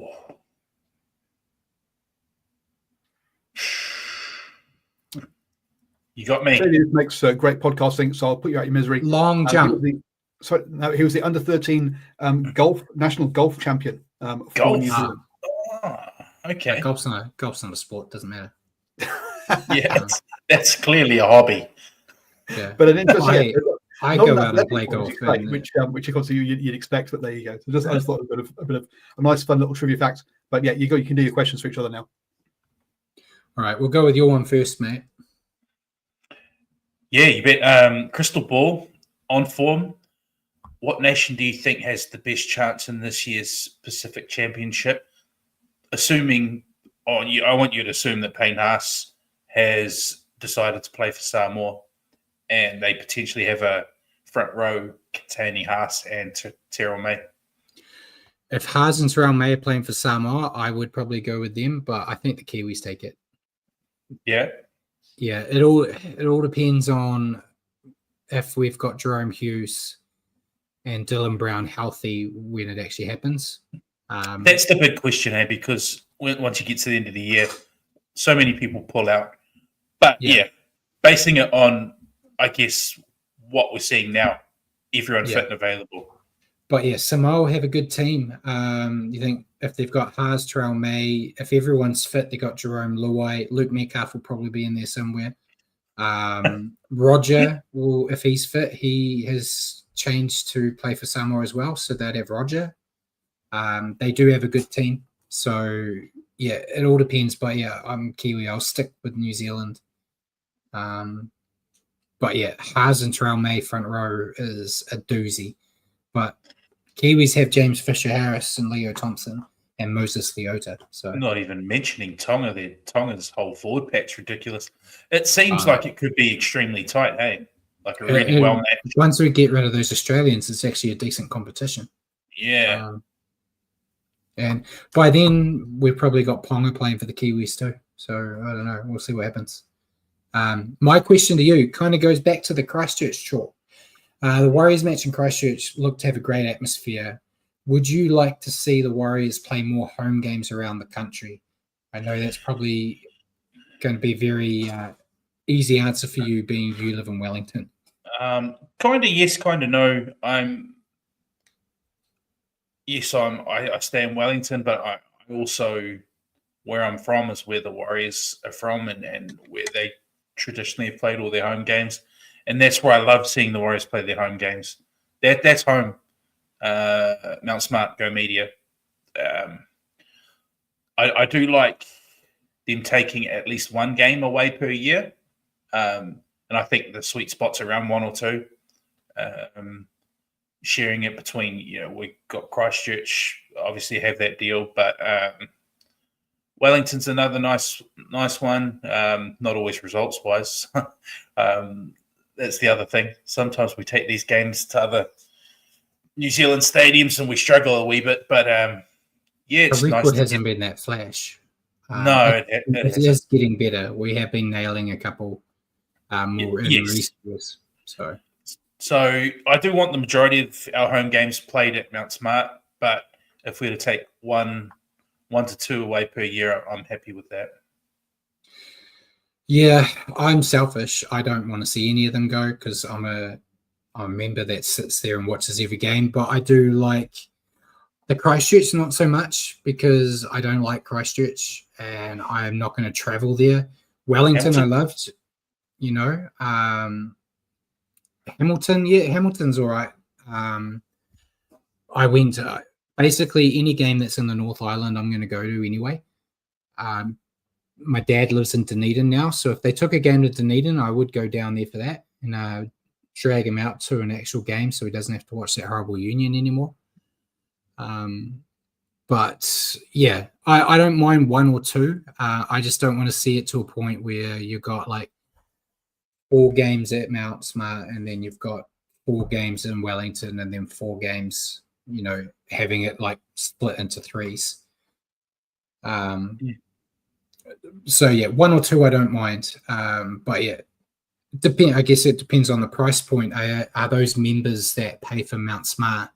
If you take more than 1 game, are you going to change the pricing structure so they don't pay as much if they're only getting like 8 games now or something? I don't know. True. I guess there's a whole business side of things as well. But yeah, I think 1 or 2 is a sweet spot. Yeah, but stop doing them in Christchurch. Christchurch is a shithole. Well, if Christchurch getting the new stadium, you can understand why they'll be paying for it. Look, it also removes home advantage. The whole point of home advantage is that you're familiar with the place, Exactly. with the crowd, with the changing rooms. It's all normal for you. Yeah. You lose that home advantage by moving your home. I mean, it's no longer home advantage.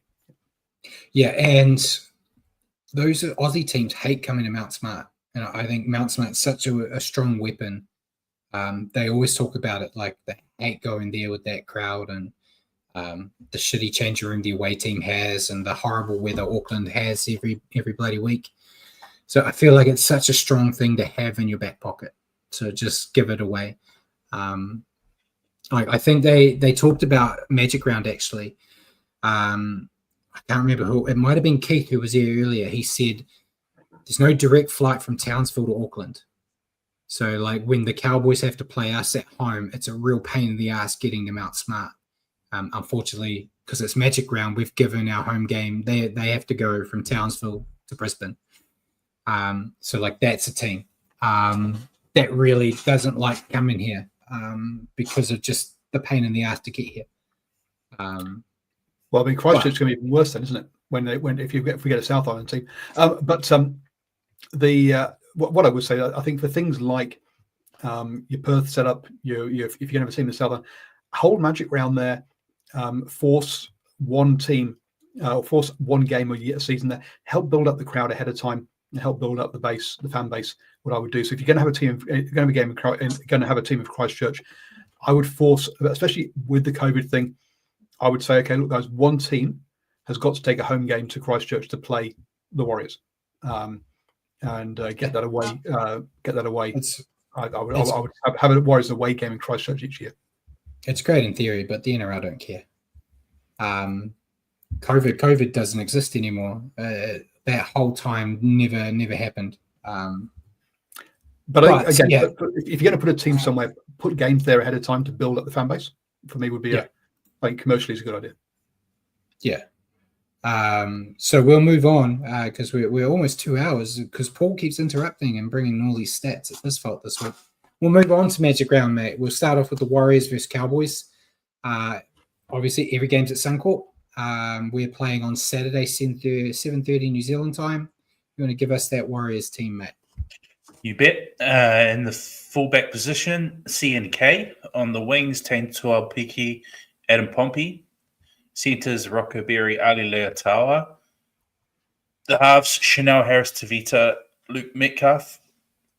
Forward pack, Maratini Akore, Wade Egan, Mitch Barnett, Kirk Capewell, Leka Halasima, Aaron Clark. Interchange bench, Tamairi Martin, Jackson Ford, Demi Vaimanga, and Bunty Afua. Yeah, I'm happy enough for the team. It's basically the team we saw with the late changes an hour before kickoff, where they moved Murata up front and brought Leka on. I'm happy enough with it. You got any issues with the team? No issues at all. Yeah, I was pleased with that change, bringing in Murata into the middle. So yeah, I'm happy they're sticking with it for another week. Yeah, and then for the Cowboys, we've got Scott Drinkwater at fullback, Robert Derby and Murray Talangi on the wings, Jackson Purdue and Viliami Vailea in the centres, Tom Dearden, Jack Clifford in the halves, Jordan McLean, Reece Robson and Jason Tomalolo up the front, John Bateman and Jeremiah Nanai in the second row, Ruben Cotter at lock. And then in the bench, we've got Sam McIntyre, Harrison Edwards, Griffin Neem, Cohen Hess. Not a bad team either from them. Vailea is one former Warrior that doesn't seem to front up when he plays us. He always seems to have shocking games, so that could help us. Cowboys look great in the weekend, but I'm going with the Warriors in this one. Yeah, me too. Not with any great confidence. I think it's a good matchup between two teams in decent form, so we'll be tight, but I'm going to go with Warriors. And apologies to anyone that's watching online. That picture in the background of the team isn't Suncorp Stadium. I forgot to update it. That is the stupid stadium in Christchurch. Still, that's my bad. So the TAB have got the Warriors at $2 and the Cowboys at $1.82. The Cowboys are on a 4-game winning streak. So yeah, No, we're undefeated at home, though. Doesn't that count for anything? Let's kill the multi first game, guys. But let's keep going. So we'll bring up the rest of the round. Obviously, it's only over 3 days because of Magic Round. First game kicking us off is the Sharks Eels on Friday night. I've gone with the Sharks. Me too. So we might lose the multi there, Paul. Eels That's might finally surprise everyone. $2.48 for the Sharks and $2.65 for the Eels. Look, I know. I think with the Eels, I think we're good with that one. He says. All right.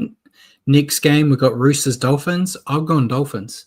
Me too. They're the away team, but they're not really the away team, are they? Yeah, it is their home stadium. But yeah, I think they're going to want to bounce back after that embarrassing performance in the weekend where they let that game slip.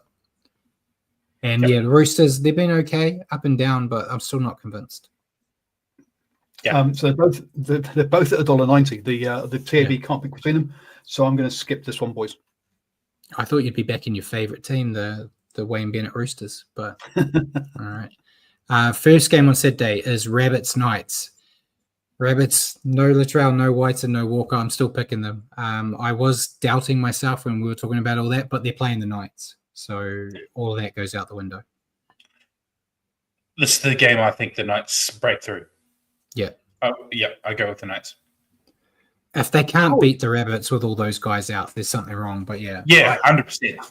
I think the Knights are broken, Matt. So. And the Knights is going as favourites at $1.82 compared to $2 for the Rabbits.